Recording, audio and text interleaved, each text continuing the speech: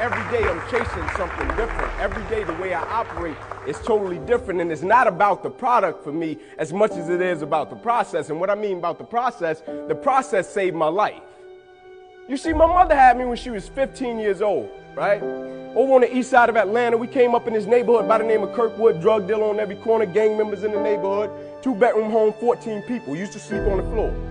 Got the opportunity to sleep in the bed one time out of the week. It was 6 of us in the bed, 3 at the foot, 3 at the head. And I came up with this dream pretty quick. I said, man, I want to go to the NFL because I had 8 uncles in that house, all 8 of which are still going in and out of prison.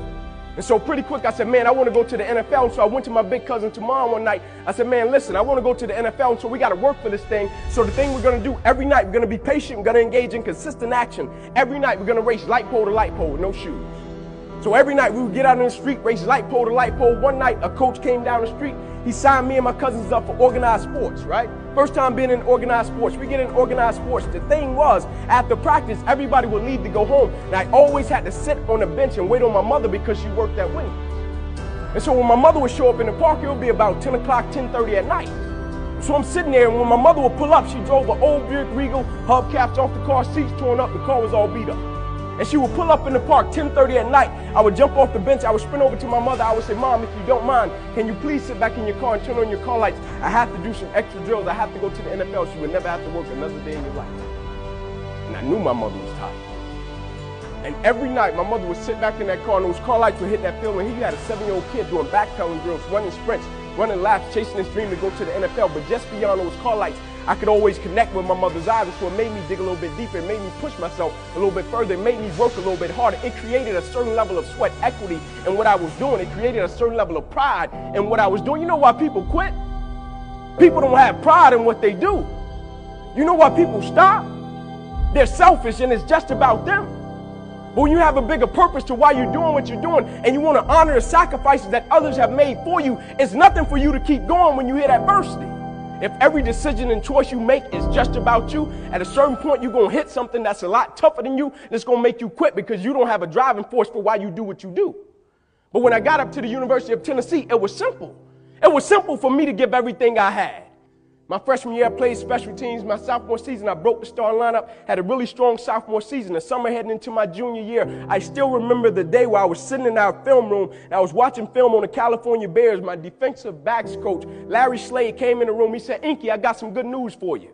I dropped the clicker. I said, what is it? He said, man, you're a projected top 30 draft pick, son. He said, all you have to do is play the next 10 football games. You're an automatic multimillionaire. I went out of the room. I called my mother and my grandmother on the three-way. I said, after this season, there will be no more struggling. I said, we would never miss another meal. I said, we would never experience another Christmas where we had to stand on the side of the curb and just be grateful. And I hung it up. First football game, I went out, played great, got an interception, shut Cal down. Second game, we're playing against Air Force, got late in the game, fourth quarter, guy dropped back, he threw the ball to a receiver coming down my sideline. Me and the guy, we went head on. As soon as I hit the guy, I felt as if every breath in my body left. Body went completely limp, fell to the ground, I blacked out. Never happened to me before. When my eyes opened, I'll never forget, my teammates ran over, they said, Ink, get up, let's go. I said, I can't. I said, I can't move. They said, what do you mean you can't move? You're out lockdown corner, man, we need you, let's go. I said, I know, man, but this time I can't move. I flipped my head up to the sky, I said, God, I said, surely nothing is happening in this moment that can alter my life. They got me over to the hospital, they took me back, they ran CAT scans, they brought me back into my room, and all in a 15-second time frame, the doctor came running in from the opposite side. He said, hey, get in here, we got to rush this guy back to emergency surgery, he's about to die. I said, what? He said, son, you have busted up the subclavian artery in your chest, you're bleeding internally, we have to rush you back, take the main vein out of your left leg, plug it into your chest in order to save your life. When I opened my eyes from recovery, the same doctor was over me. He said, son, has some good news and some bad news for you. I said, you got some bad news for me? I had to tell him I was about to die. I'm still alive. How bad can it get? I'm still here. He said, the good news is we saved your life. I said, thank you, sir. He said, the bad news is, Ink, you have nerve damage in your right shoulder. I said, okay, cool. He said, but son, it's a strong possibility that you probably can never play the game of football again in your life. I said, no way. I said, no disrespect to you, Doc, but I've been working for this ever since I was 7 years old. I said, no disrespect to you, Doc, but you wasn't in the park with me and my mother when I was 7 years old and she was sitting in that Buick Regal. She got done working at Wendy's. No disrespect to you, Doc, but you didn't come up in that 2-bedroom home, 14 people sleeping on the floor. No disrespect to you, Doc, but you didn't miss those meals and stay focused and never made an excuse. I never cheated. I never cheated. Like my conscience still until this day won't let me, like I can't cheat. I can't look myself in the mirror and say, Ink, you did a good job knowing that I cheated. I can't cheat. One of the greatest pieces of advice that my mother gave me was this: son, whenever you start, you make sure you finish it.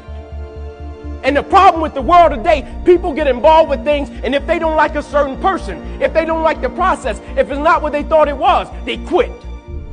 And what they don't understand about quitting becomes a habit that doesn't just affect you. Later on in life, when you get a wife and you get some kids or you get a family, it's going to come back to haunt you, and it will one day affect them. That is why I tell you the process is more important than the product. It's not even about the outcome for me. It's about, can you take pride in what you do as an individual, and every night when you look in the mirror, knowing that you gave everything you had to it. And we have to get to the point where we're willing to impose our will on certain things. Impose your will on it. My life totally changed. And they gave me an opportunity to stop.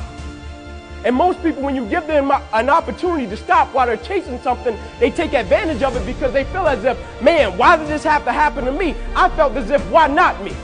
This is the perfect opportunity to use this to be a blessing to somebody else. And you know what? It's not even about me, to be truthful. It's not even about me. Now it's about repaying the people that invested in me and saw something in me when I couldn't see it in myself. At a certain point in life, it can't just be about you.